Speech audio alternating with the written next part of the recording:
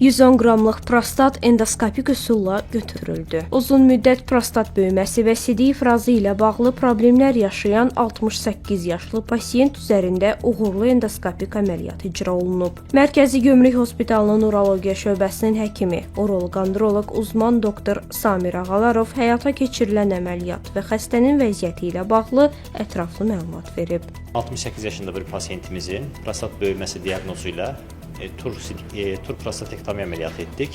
Bu pasiyent təxminən 2 ildən artıqdır ki, bizə prostat böyüməsi və buna bağlı şikayətlərlə müraciət etmişdi və bu şəkildə xəstəmizə medikamentoz müalicə ilə izləyirdik.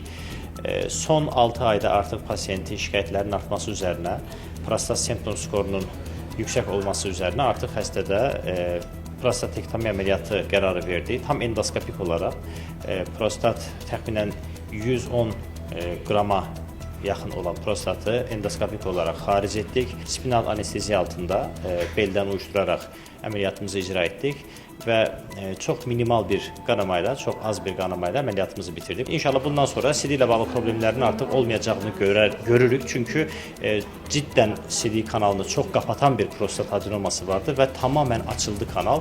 Mütəxəssis həmçinin prostatın əsas əlamətləri və pasiyentlərin yol verdiyi ən çox rast gəlinən səhvlərdən danışıb. Prostat böyüməsinin təməl şikayəti sidik ilə bağlı problemlərdir və 50 yaşdan sonra bu problemlər ortaya çıxır və yanaşı olaraq müəyyən cinsi problemlər də ortaya çıxır. Pasiyentimizin təməl şikayəti sidik ilə bağlı problemlər idi. Gecə 2-dən çox sidiyə durma, sidiyin təzyiqində, şırnağında zəifləmə, tez-tez sidiyə getmə və bəzən də sidiyi qaçırtma problemləri var idi. Ən çox etdiyi səhvlər bir kərə şikayətlərini tam dilə gətirməmək, artıq özü də hiss edir ki, əməliyyat lazımdır bu şəxsə, amma yenə də tam şikayətlərini demir, dərmana özünü zorlayır, dərman müalicəsini biraz da artırır. Bu da təbii ki, heç bir dərman vücuda tam olaraq faydalı deyil. Zərərlər də var bir dərmanın illaki və bu dərman istifadəsini artırdıqca və sidik hissəsində bu səfər geri dönüşümü olmaz bir komplikasiyalar meydana gəlir. Məsələn, sidik hissəsində əgər sidik qalığı çox qalarsa, bu səfər sidik hissəsində daşlar meydana gəlir, sidik hissəsində qanaxmalar ola bilər, böyrəkdə genişlənmə, kreatin yüksəkliyi, böyrək çatışmamazlığı meydana gələr.